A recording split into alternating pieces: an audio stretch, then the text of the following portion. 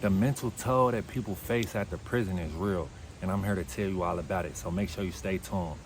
After serving any amount of time in prison, it's very, very, very traumatic on someone's mind. I don't care how long you do. I don't care if it's county time, juvenile time. Time is time. And if you serve any amount of time, it's gonna affect you mentally. A lot of people, they don't look at it that way. Even with myself. You all see me making these videos every day. I have a very positive attitude about life. But there's another side of me that a lot of people don't see. I have been diagnosed with PTSD and severe anxiety and depression. That's a reality that most people don't know. You know what I'm saying? And those mental illnesses are very real and they are very severe, and they can cause a lot of despair and suffering if you allow it to.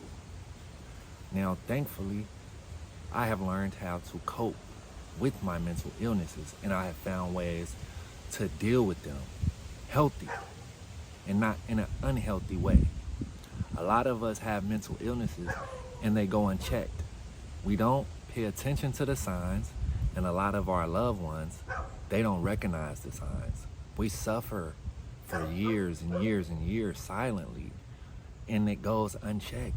No one knows, because the image of mental illness that we know of, the image that they put out of mental illness is someone who seems kind of crazy. But that's not always the case, because mental illnesses come in a variety of things and ways. Sometimes you won't be able to see it from the outside. You won't be able to see it. But on the inside, someone is mentally suffering, dying mentally on the inside. And you may not recognize it because you don't know. You don't know. It's not apparent. It's not apparent to the eye. It's a lot of people who are suffering silently every day, suffering, and you'll never know. So if you are just being released from prison, it doesn't even have to be within the last week, the last month. It could be within the last year, 2, 3, 4 years. Because I know that I'm still dealing with mental illness. It doesn't go away, especially if you rely on natural medicines to heal yourself and natural things to heal yourself, instead of going to the doctor and getting prescribed medicine. Because me personally, when I was incarcerated, the doctors there in prison did prescribe me to medicine, but the medicine that they prescribed me, it made me worse. It made me even more depressed, and it made me very, very, very introverted, not one to talk at all, like a mute. And the side effects was just crazy. I would sleep all day. I gained a lot of weight. It was just crazy, the medicine. So I figured out ways to deal with my mental illness in a way that is healthy for me and it's natural. So it's many, many things that someone can do if they're in a mental state of despair. Myself, these are a few things that I like to do personally. I like to read. I like to go for walks. I like to work out. I like to listen to music. I like to play the video game. I like to write music. Anything productive for me. Even cleaning. I love to clean when I have a lot on my mind. I don't know why, it just helps. Now, these things may not work with you, and I'm not saying that they will.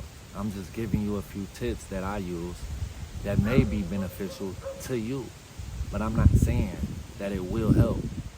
And a lot of times, I was speaking earlier about natural medicines. A lot of times that may not be the case.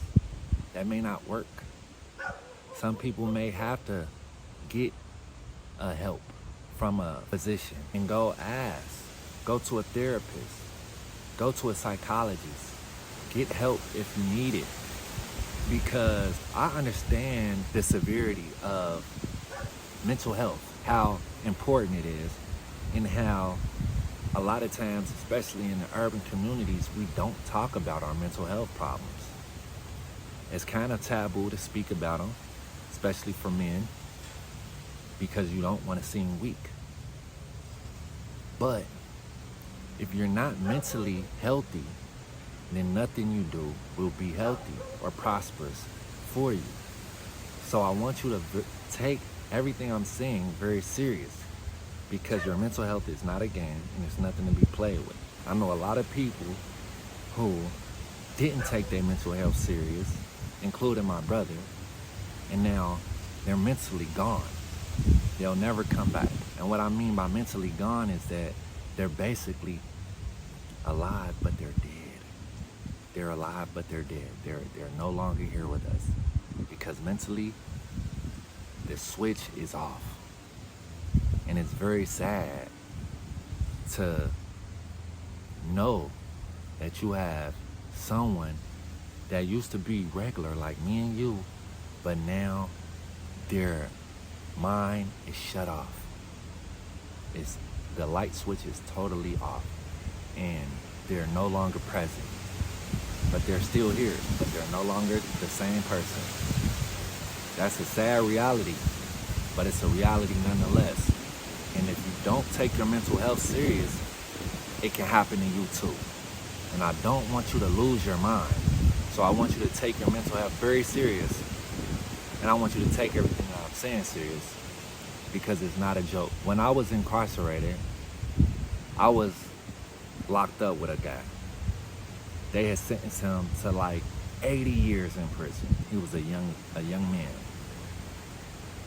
And I gradually saw his mental break down right in front of my eyes. He was a regular guy, just like me. And I watched it myself. It's not nothing I seen on television. It's not a TV show. No. It's real life. I saw it with my own 2 eyes. A guy mentally break down day by day, day by day, day by day, day by day, day by day, until he was completely gone. And when I saw that, it hurt, because I recognized that it was nothing that I could do or anybody else could do to save him. It was over. Prison had completely destroyed him and his soul. If that was the objective, then they completed it.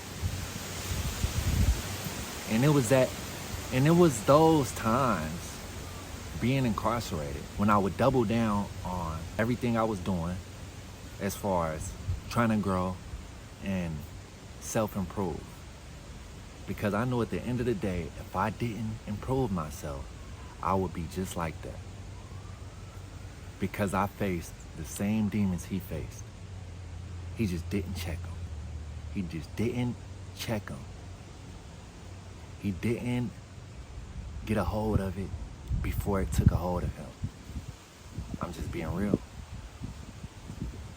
And I know some of you watching this know people just like that. I know some of you watching this may have family members just like that never been to prison. You get what I'm saying? Never been to prison. And boom, not the same. Because my brother, the one I was telling you about, never been to prison. He just checked out, gone. Because life was just too hard for him, and he didn't know how to take a hold of it and say, you know what, I'm not letting you break me. You get it? Because it can happen to anybody. But it's up to you. What are you gonna do? Today is the day to make better decisions for tomorrow. There's no excuses. And it's no sympathy if you don't want to better yourself, because we're too late in the game now. It's no time to be playing. You see what's going on out here. Turn on the news. Pay attention. It's not a game. I want you to get this before it's too late. Thank you for tapping in with me. I appreciate all the love and support that I've been getting from every single person who watches my videos. You do not understand how much this means to me. Being able to share my story with everybody. Being able to give you what I've been through and teach you how not to ever go through what I've been through. It's amazing. And I wouldn't trade it for anything in the world. I value you all. I value my life, and I value what I'm giving y'all. Please take heed to what I'm saying.